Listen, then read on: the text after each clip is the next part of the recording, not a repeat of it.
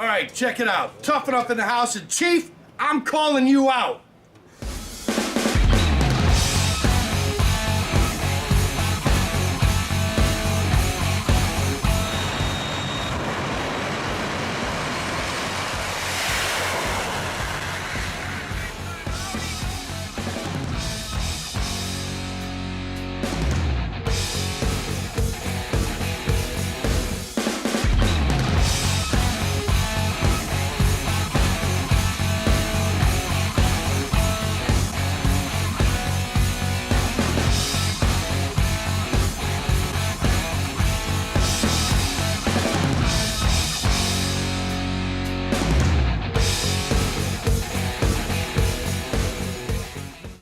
Check it out, Tuff Enuff in the house. I'm right here at Wisconsin International Raceway. We had the Real Street Drags program tonight, and the place was jam-packed. It was great, but not quite off the hook. That's coming up July 28th, same place, Wisconsin International Raceway, the one and only no prep event that's happening right here in middle Wisconsin. Otherwise, you gotta go somewhere way south. Anyways, check it out. So, this is the Chief Killer. I have called Chief out. I have gone to Indiana. I went to Indianapolis back in December. Tried to get a race off with the guy. Still cannot get a race off with the guy. So I'm pleading with the public, get on his case. Let's make this happen. Because you want to know something? This car's ready to rock and roll. Now, I already know there's some people out there that are going to be all kinds of butthurt going, oh no, Tuff Enuff's got a jet car. That's not fair. He wants to race Chief. He's just trying to get 5 minutes of fame. Blah, whatever it is. Guess what? This car is an antique. It deserves a shot at the top. They claim to be the fastest ones in the country. I say no. And this car has already been on the street. In fact, if you pay attention carefully, right here, I have even added a special feature, which is a headlight. So check it out. We got a headlight there. We got somebody running in the back. So this headlight makes it and gives me the ability to run down a street, whether it's got street lights or doesn't have street lights. So this has now become a street car. Now, does it have tail lights, brake lights, and all that? Who cares?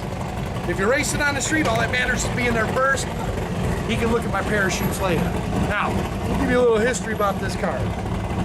This car has a Westinghouse J34. This is an old engine. It's been around for like 70 years. They built it between 1948 and 1972. This is a big turbo. Look it up, that's right, it's a turbo. Back in World War II, they had piston engines running the planes, and they wanted more power. So what did they do? They put turbos on them, and that's how they got those propeller-driven planes to go faster. Well, guess what? It wasn't enough, because you know how the military is, faster all the time, just like we drag racers are. So, they decided that they wanted to get rid of the piston engine, and they came up with a way to just use the turbo without any pistons. Now, people say a jet engine's nothing like a piston engine. That's not true. Give me 1 second, I'll be right back. We're gonna lift this body up and I'm gonna show you how this is pretty similar to a piston engine. Be right back. All right, folks, I'm back. Check it out. I'm gonna go over why this engine is so much similar to a piston engine. Now, with a piston engine, you have a piston that goes up and down and it makes compression, right? So that's how it compresses the air into the combustion chamber of the head. Remember that, it's gonna be important. Now, this part of the engine right here, nice shiny part, between here and here, this is called the compressor section. And what it is, there are 13 fan blades and there are 11, maybe it's 11. 11 fan blades that go from here to here. They start off big with really big fins on them, and then each stage going back, the blades get closer together and they're smaller and there's more of them going around. What it's doing is it's compressing the air, just like a piston engine. So as the air flows in here, it compresses it down and it goes into this section is called the combustion chamber, just like the combustion chamber of a cylinder head on a piston engine. So it jams the air in here, and see, you gotta watch out for Jay Biano because he always wants to mess with stuff. So the air comes in here, goes into the combustion chamber, just like a piston engine. So it pushes the air into there, and then there's canisters, and the air flows in there, and that's where you inject the fuel. Now, this is more like a diesel engine than a gasoline engine. We don't have spark plugs going around with a firing order. So as the air goes in the combustion chamber, it gets hot, As it gets hot, you inject the fuel. As long as you got fuel, this thing's going to keep on turning. The heat goes out the back, and just like a turbo, the turbine wheel in the back gets hot, and that's what causes it to spin, just like a turbo. And as the hot side of the turbo spins, the cold side spins, sucks in more air, which goes in the combustion chamber, which goes out the back to make heat and turns the turbine, and so on and so forth. It keeps on going.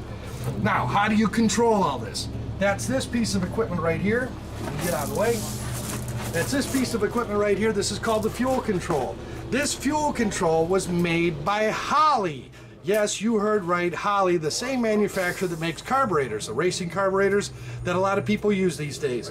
So old man Holley used to design fuel controls for jet engines back around the World War II time.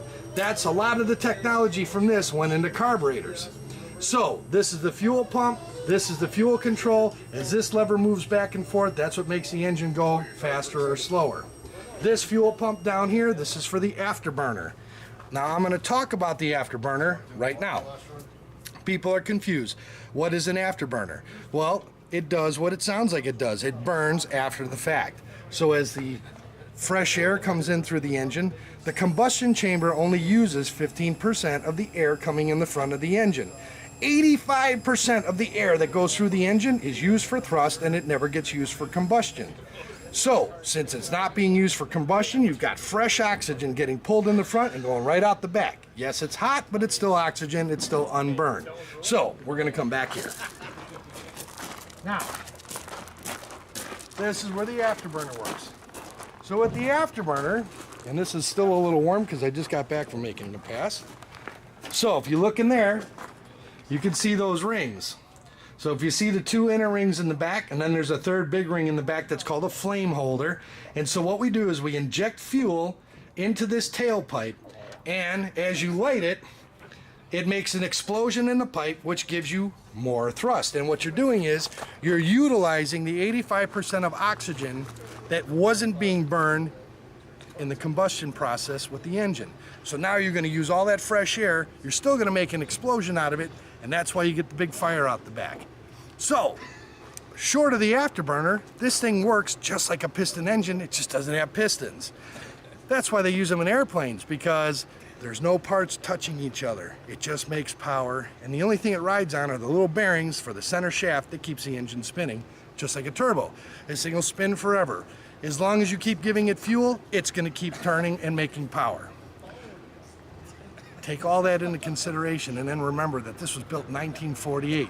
That means at the time, the people that designed this stuff, they were in their 50s. So a lot of the people that designed this were born in the 1800s. They didn't have computers, they didn't have iPads, they didn't text, they didn't do anything. Everything they had to do was on paper, pen, slide rule, and mathematics in the head. So that's why this thing's so cool, that's why I like it. Plus it's super fast, right? Now, going back to Chief, I'm still looking for Chief. Where is Chief? Chief wanted to race this. He called me out. He said to come down to Indy back in December. I drove all the way down there. Nothing happened. So Chief, where are you? This thing is way too cool not to race. Let's do this. Let's get it done. Spread the word. Put it out there. I want to do this race. And don't forget, we're doing it for 5 large. So $5 grand should wake you up enough to want to do this. So stick around. Let's see if it happens.